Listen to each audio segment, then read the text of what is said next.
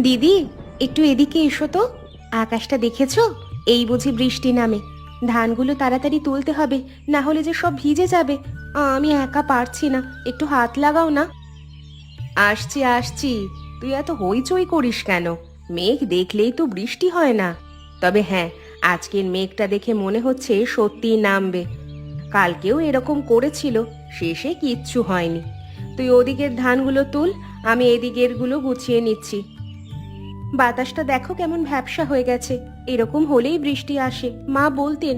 দিদি, জানো আজ সকাল থেকে আমার মনটা কেমন করছে।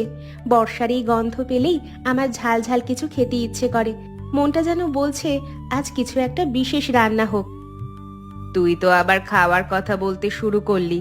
ধান তোলা হোক আগে, পরে খাওয়ার কথা। তবে সত্যি বলতে কি, আমারও আজ মনে হচ্ছে বর্ষার গন্ধে ঝাল ঝাল কিছু রান্না করলে মন্দ হয় না। জানিস, আমাদের শাশুড়ি মা বেঁচে থাকতে বলতেন বর্ষার দিনে ঝাল রান্না না হলে নাকি বৃষ্টি রুষ্ট হয়।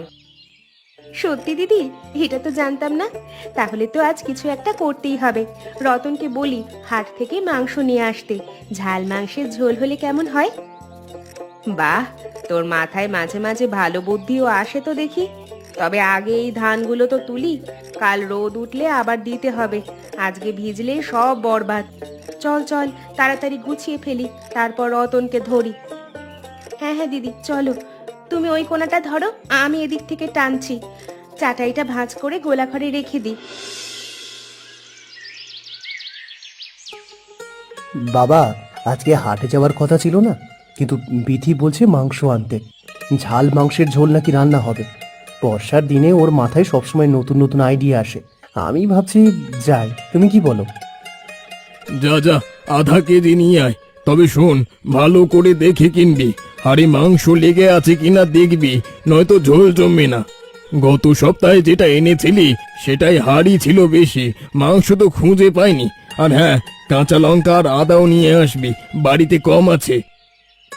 বাবা, তুমি তো দেখি আমার চেয়েও বেশি উৎসাহী।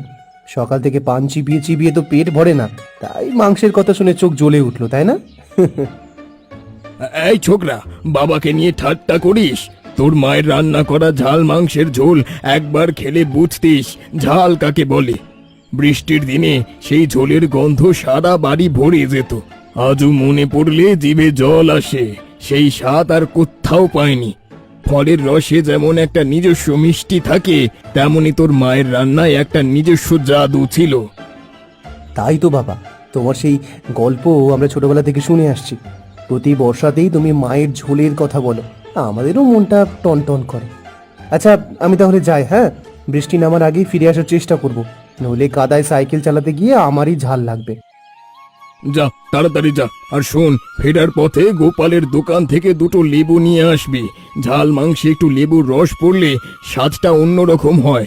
তোর মা সব সময় দিত, আমি বলতাম লেবু দিস না, ও হাসতো আর বলতো তুমি বুঝবে না, এটা না দিলে ঝোল অসম্পূর্ণ থাকে। আচ্ছা বাবা, লেবু আনবো। আর কিছু? না, এটুকুই যথেষ্ট। যা, দেরি করিস না।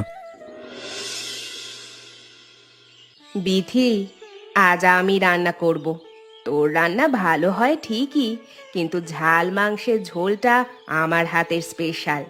এই রান্নাটা আমি শাশুড়ি মার কাছ থেকে শিখেছি, একটু একটু করে।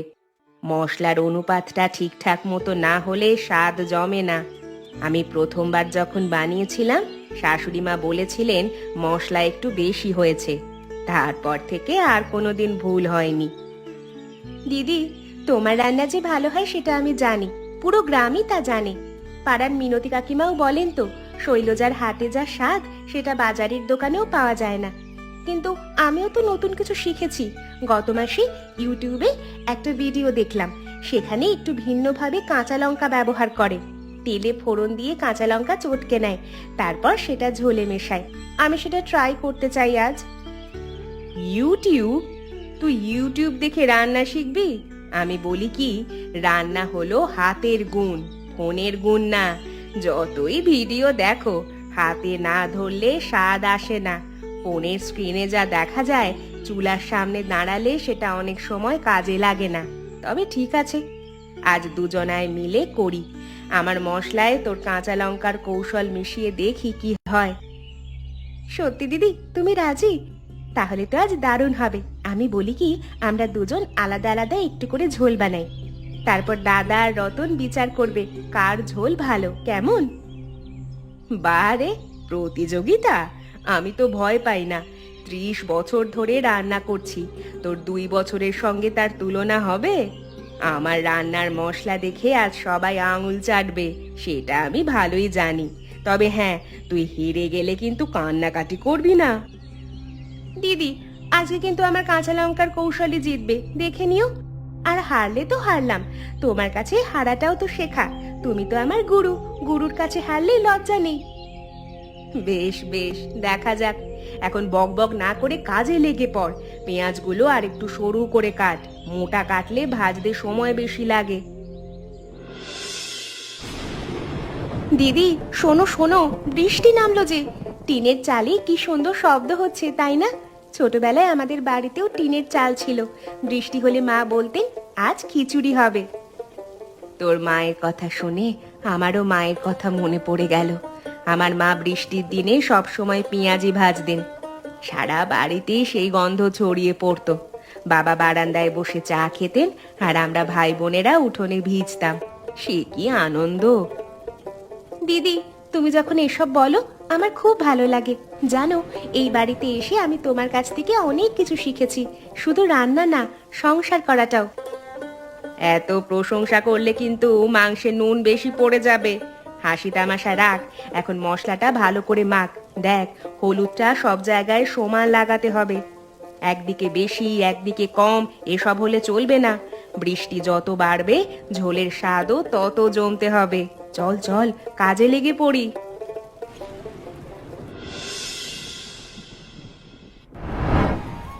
এই এই, এটা আমার বাটা মশলা। আমি কতক্ষণ ধরে শিলনোড়ায় বেটেছি জানিস? আদা, রসুন, জিরে, ধনে সব একটা নির্দিষ্ট মাপে বেটেছি। হাত ব্যথা হয়ে গেছে বাটতে বাটতে, আর তুই সেটা নিয়ে নিলি? আমার গোপন মশলাই বুঝি চুরি করলি? আরে দিদি, চুরি বলছো কেন? আমি ভুলে তোমারটা টেনে নিয়েছিলাম, সত্যি বলছি। দুটো বাটি পাশাপাশি ছিল, অন্ধকারে একটু গুলিয়ে গেছে। তবে এখন যখন হাতে এসেই গেছে, একটু শুঁকে দেখি তো কি কি দিয়েছো। কি গন্ধ! শোন, শিলনোড়ায় আস্তে আস্তে ঘুরিয়ে ঘুরিয়ে বাটতে হয়, একবার ডান দিক থেকে একবার বাঁ দিক থেকে। তো শাশুড়ি মা আমাকে এভাবেই শিখিয়েছিলেন। বলতেন মশলা বাটা হলো ধ্যানের মতো, মন দিয়ে করতে হয়। দিদি, সেটা সত্যি। আমি তাড়াহুড়ো করে বাটি, তুমি আমাকেও শেখাও না। একদিন ধীরে ধীরে শেখাবে। আমি সত্যিই শিখতে চাই। চুরি নয় দিদি, শিখতে চাইছি তোমার কাছে। তোমার এই হাতের গুণটা যদি আমার মধ্যে একটু আসে, আমি ধন্য হয়ে যাব। আচ্ছা ঠিক আছে, কাল সকালে শেখাবো। ভোরবেলায় উঠবি, তখন শিলনোড়ায় বসাবো তোকে। এখন আমার মশলার বাটিটা ফেরত দে তো, নইলে আমার ঝোল অসম্পূর্ণ থেকে যাবে। আর তোর কাঁচা লঙ্কার কৌশল তুই নিজে সামলা, সেটাই আমি নাক গলাবো না। নাও দিদি তোমার বাটি, আর একটু বেশি করে বেটো। আমাকেও 1 চামচ দিও কিন্তু। ধুর পাগল! নবীন, দেখ বৃষ্টিটা কি সুন্দর পড়ছে। এরকম বৃষ্টির দিনে তোর মা রান্নাঘরে ঢুকতেন আর সারা বাড়ি মশলার গন্ধে ভরে যেত। আমি মাঠ থেকে ফিরতাম, কিন্তু সেই গন্ধ পেলেই সব ক্লান্তি চলে যেত। পা ধুয়ে সোজা রান্নাঘরের দরজায় গিয়ে দাঁড়াতাম। বাবা মায়ের কথা বললে আমারও মনটা খারাপ হয়ে যায়। মা চলে গেছে 6 বছর হয়ে গেল, কিন্তু ওর রান্নার গন্ধটা যেন এখনো রান্নাঘরে লেগে আছে। আমি মাঝে মাঝে সন্ধ্যাবেলা রান্নাঘরের কাছে গেলে মনে হয় মা এখনো আছেন, চুলায় হাঁড়ি নাড়াচ্ছেন, কানে ওর গলার আওয়াজ ভেসে আসে, নবীন হাত ধুয়ে বস, ভাত দিচ্ছি। তোর মা বলতেন ঝাল মাংসের ঝোলে সবচেয়ে জরুরি হলো মন দিয়ে রান্না করা। মশলা কম বেশি হতে পারে, কিন্তু মন ছাড়া রান্না করলে চলবে না। আমি বলতাম তুমি সবকিছুতেই এত মন দাও কিভাবে? ও হাসতো। একটা কথা বলি, তোর বউ শৈলজা অনেকটাই তোর মায়ের মতো। ও এসে বাড়িটা জমজমাট হয়ে গেছে। বাবা তুমি ঠিকই বলো। হ্যাঁ, শৈলজা সত্যিই অনেক কষ্ট করে সংসার চালায়, আমি জানি। আমি হয়তো মুখে বলি না, কিন্তু আমি দেখি সব সকালে ঘুম থেকে ওঠার আগেই ও চুলা জড়িয়ে দেয়। আমি চা না খেলে নিজেও খাই না। আর বিথি হেসে ঘরে আনন্দ অনেক বেড়েছে। ওর হাসিটা ঘরের সবচেয়ে দরকারি জিনিস। এইসব কথা ওদের সামনেও মাঝে মাঝে বলবি, মনে মনে রেখে লাভ নেই। ভালোবাসার কথা বলতে লজ্জা পাওয়া উচিত না। তোর মাকে আমি রোজ বলতাম তোর রান্না দুনিয়ার সেরা। সে হাসতো আর বলতো তোমার কথায় নুন মশলা সব বেশি পড়ে। কি মানুষ ছিল রে। যাক, পুরনো কথা। এখনকার কথা ভাবি, রান্নাঘরে দুই বউ যা মশলার গন্ধ তুলেছে, মনে হচ্ছে আজ ভোজ হবে। বিধি, কি গন্ধ বেরোচ্ছে রান্নাঘর থেকে? আমার পেট তো ইতিমধ্যে যুদ্ধ শুরু হয়ে গেছে। হ্যাঁ, এদিক থেকে দিদির মশলার গন্ধ, ওদিক থেকে তোর কাঁচা লঙ্কার ঝাঁজ। আমি তো মাঝখানে পড়ে দুদিকে লালা ফেলছি। হ্যাঁ, কখন খেতে পাবো বলো তো? ধৈর্য ধরো আরেকটু। হাঁড়ি থেকে এখনো বুদবুদ উঠছে, ঢাকনা দিয়ে রেখেছি। তবে শোনো, আমি আর দিদি ঠিক করেছি আজ একটা প্রতিযোগিতা হবে। দুজন আলাদা আলাদা ঝোল বানিয়েছি। তোমরা দুই ভাই বিচার করবে কার ঝোল ভালো। কেমন? তোমার কি সাহস আছে বিচারক হওয়ার? বিচারক? এ তো মহাবিপদ। দুই বউয়ের রান্নার মধ্যে বিচার করতে গেলে যেদিকেই যাই দি, অন্যদিক থেকে বিপদ। দিদি পক্ষ বললে তুই মুখ ফুলিয়ে থাকবি, তোর পক্ষ বললে দিদি চুপচাপ মন খারাপ করবে। তবে খাবার জন্য আমি সব বিপদ দিতে রাজি। দাদাকেও ডাকি, দুজনে মিলে বিচার করব। কিন্তু একটা শর্ত আছে। কি শর্ত? যে জিতবে তাকে কদম ফুলের মালা পরিয়ে দেব। বাড়ির পেছনের কদম গাছে এখন কত ফুল ফুটেছে দেখেছো? হ্যাঁ, সকালে দুটো পেড়ে রেখেছি। মা বেঁচে থাকলে খুশি হতেন। ওর খুব প্রিয় ছিল কদম ফুল। বর্ষা এলেই বলতেন কদম ফুল না ফুটলে বর্ষা বর্ষা লাগে না। বাহ, কদম ফুলের মালা! তাহলে তো আমাকে জিততেই হবে। দিদিকে বলো না কিন্তু, আমি ঝোলে একটু বিশেষ কাঁচা লঙ্কার ফোড়ন দিয়েছি। তেলে চটকে একটু চিনি মিশিয়েছি। সঙ্গে স্বাদটা একদম আলাদা হবে, দেখো। আচ্ছা আচ্ছা, তোর কাঁচা লঙ্কার গুপ্ত অস্ত্রের কথা আমি কাউকে বলবো না। এখন আমাকে একটু ঝোলের হাঁড়িটা দেখতে দে, জিভটা তো একটু ভেজায়। না না না, আগে থেকে চাকলে বিচারক অযোগ্য হয়ে যাবে। বাইরে যাও, সন্ধ্যায় সব একসঙ্গে খাওয়া হবে। এখন এখান থেকে সরো তো। বউয়ের আদেশ। হ্যাঁ, পালাচ্ছি পালাচ্ছি। বিধি, কুপিটা ধর তো। দেশলাই কোথায় রেখেছিস? এই বর্ষায় বিদ্যুৎ যাওয়াটা তো নতুন কিছু না, কিন্তু ঠিক রান্নার মাঝখানে গেলে বড় অসুবিধা হয়। হাঁড়িটা নাড়াতে হবে, নইলে তলা লেগে যাবে যে। তাড়াতাড়ি কর। দিদি, দেশলাই তো এইখানেই ছিল। হ্যাঁ হ্যাঁ, পেয়েছি। তাকের ওপর ছিল। দাঁড়াও, জ্বালাচ্ছি। উফ, এই বৃষ্টিতে সবকিছু স্যাঁতস্যাঁতে হয়ে গেছে। দেশলাইও ঠিক মতো জ্বলতে চাইছে না। 3টে কাঠই নষ্ট হলো। আচ্ছা হলো, জ্বলেছে। দেখো দিদি, কুপির আলোয় রান্নাঘরটা কেমন দেখাচ্ছে, একদম পুরনো দিনের মতো। সত্যি তো, এই কুপির হলুদ আলো এই রান্নাঘরটা দেখ কেমন লাগছে। আমার মনে পড়ে আমি যখন প্রথম এই বাড়িতে এসেছিলাম, তখন এই গ্রামে বিদ্যুৎই ছিল না। শাশুড়ি মা এই কুপির আলোতেই রান্না করতেন। ওর হাত এত পাকা ছিল যে অন্ধকারেও ঠিক মাপ মতো মশলা দিতে পারতেন। আমি অবাক হয়ে জিজ্ঞেস করেছিলাম, মা তুমি দেখো না কতটা নুন দিচ্ছ। উনি হেসে বলেছিলেন, হাত জানে, চোখের দরকার নেই। দিদি, তোমার কথা শুনলে মনে হয় সেই সময়টাও বেশ সুন্দর ছিল। আমরা এখন সবকিছুতে বিদ্যুতের ওপর নির্ভর হয়ে গেছি। ফ্যান না চললে ঘুম আসে না, লাইট না থাকলে হাত পা চলে না। কিন্তু এই কুপির আলোর একটা আলাদা মায়া আছে। দেখো, হাঁড়ির ঝোলটা এই আলোয় কেমন সোনালি দেখাচ্ছে। হ্যাঁ রে, সত্যিই সুন্দর। চল, এই আলোতেই রান্নাটা শেষ করি। বিদ্যুৎ না থাকলেও ঝোলের স্বাদে কোনো ভেজাল হবে না। হাঁড়িটা একটু নাড়িয়ে দে, আমি ঢাকনাটা সরাচ্ছি। আর ওই কাঁচা লঙ্কাগুলো ফেলে দে ঝোলে, ঝাঁঝটা তো থাকা চাই। রতন, সব সাজিয়ে দিয়েছি। এই বাটিতে দিদির ঝোল আর এই বাটিতে আমার ঝোল, দুটোই গরম গরম, এখনো ধোঁয়া উঠছে। আলু ভর্তাটা দিদি বানিয়েছে, সেটা কমন, সর্ষের তেল আর কাঁচা লঙ্কা দিয়ে, যেভাবে তোমরা পছন্দ করো। ভাত আমি বসিয়েছিলাম। কুপির আলোয় দেখো সব কেমন সুন্দর লাগছে, তাই না? বাহ, কি সুন্দর সাজিয়েছো। হ্যাঁ, গরম ভাতে ধোঁয়া উঠছে, ঝোলের গন্ধে মাথা ঘুরছে, বৃষ্টির শব্দ কানে আসছে। এর চেয়ে ভালো সন্ধ্যা আর কি হতে পারে বলো? হ্যাঁ, বাবাকে ডাকি, দাদাকেও। সবাই একসঙ্গে বসে খাবো। বাবা, দাদা, চলো, খাবার তৈরি। হ্যাঁ হ্যাঁ, সবাইকে ডাকো, আজ পুরো পরিবার একসঙ্গে বসে খাবে। জানো রতন, আমার বাপের বাড়িতে বর্ষার দিনে সবাই মিলে এভাবে খেতে বসতাম। বাবা মাথায় বসে গল্প বলতেন, কোনোদিন ভূতের গল্প, কোনোদিন রাজার গল্প। মা পরিবেশন করতেন, বলতেন আরেকটু নাও, আরেকটু নাও। সেই দিনগুলো খুব মিস করি মাঝে মাঝে। ফোনে কথা হয়, কিন্তু সেটা তো আর এক নয়। এই বাড়িটাও তো তোর বাড়ি বিথি, এখানেও তো সবাই মিলে একসঙ্গে আছি। তোর বাবার বাড়ির গল্প এখানেও তৈরি হচ্ছে, প্রতিদিন, প্রতি মুহূর্তে।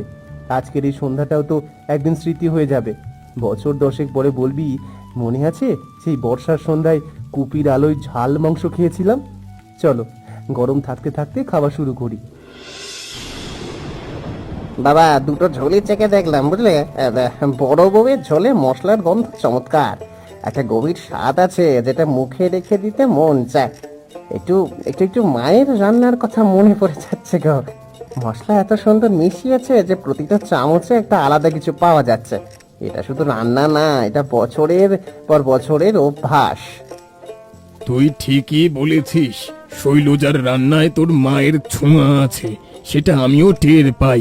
মুখে দিলেই মনে হয় তোর মা পাশে দাঁড়িয়ে বলছে কেমন হয়েছে। কিন্তু বিথির ঝোলটাও খেয়ে দেখ, ছোট বউয়ের ঝোলের ঝালের একটা আলাদা ব্যাপার আছে। তাহলে বাবা, বিচারটা তো মুশকিল হয়ে গেল। দুটোই ভালো, কিন্তু দুটোই আলাদা। একটাতে চেনা স্বাদ, পুরনো দিনের গন্ধ, আর একটাতে নতুন কিছুর ছোঁয়া। আমি কোনটা বেছে নেব বুঝতে পারছি না। রতন, তুই কি বলিস? দাদা, আমিও একই জায়গায় আটকে গেছি, দুটোই তো অসাধারণ। বাবা, তুমিই বলো। আমি বলি কি, দুই ঝোলই সেরা, কারণ দুটোতেই একটা জিনিস একই আছে, সেটা হলো যত্ন করে রান্না করেছে দুইজনই। তোর মা বলতো, যে রান্নায় মন থাকে সে রান্না কখনো খারাপ হয় না।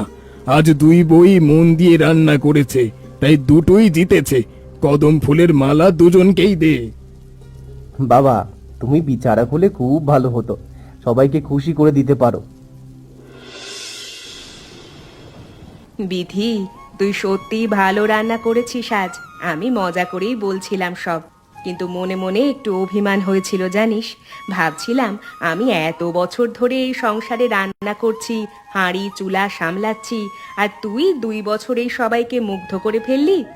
শ্বশুর মশাই পর্যন্ত তোর রান্নার তারিফ করলেন, তাহলে কি আমি পিছিয়ে পড়লাম? দিদি, এসব কি বলছো তুমি? তুমি পিছিয়ে পড়বে? তুমি না থাকলে আমি রান্নাই শিখতাম না, সেটা কি ভুলে গেলে? এই বাড়িতে প্রথম দিন এসে আমি চুলায় আঁচ দিতে পারতাম না, তুমি ধরে ধরে সব শিখিয়েছিলে। তোমার প্রতিটা কাজ আমার কাছে শেখার মতো। সত্যি বলছিস? আমি ভেবেছিলাম তুই হয়তো মনে মনে ভাবিস আমি পুরনো ধাঁচের মানুষ, নতুন কিছু জানি না। তুই ইউটিউব দেখিস, নতুন নতুন রেসিপি ট্রাই করিস। আমি তো সেসব পারি না। আমি তো ফোনে শুধু ছেলে মেয়েদের ফটো দেখি, আর কিছু বুঝি না। দিদি, ইউটিউবে রেসিপি আর তোমার হাতের স্বাদ দুটো কি কখনো এক হয়? ফোনে দেখে রান্না শেখা যায়, কিন্তু মন দিয়ে রান্না করা তোমার কাছ থেকেই শেখা যায়। ফোনে কেউ শেখাতে পারবে না কতটুকু ভালোবাসা মেশাতে হয় ঝোলে। তুমি শুধু আমার দিদি নও, তুমি আমার গুরু। তুমি কখনো হারতে পারো না, কারণ তুমি না থাকলে আমার শেখার কোনো জায়গাই থাকতো না। বিথি, তুই এত সুন্দর কথা বলিস যে রাগ করাই যায় না তোর ওপর। আয়, কাছে আয়, আজকের এই বর্ষার সন্ধ্যাটা আমার মনে থাকবে। তুই জানিস আমার নিজের বোন নেই, তুই এসে সেই জায়গাটা ভরিয়ে দিয়েছিস। দিদি, আমারও তো নিজের দিদি ছিল না, তোমাকে পেয়ে আমি সেটাও পেলাম।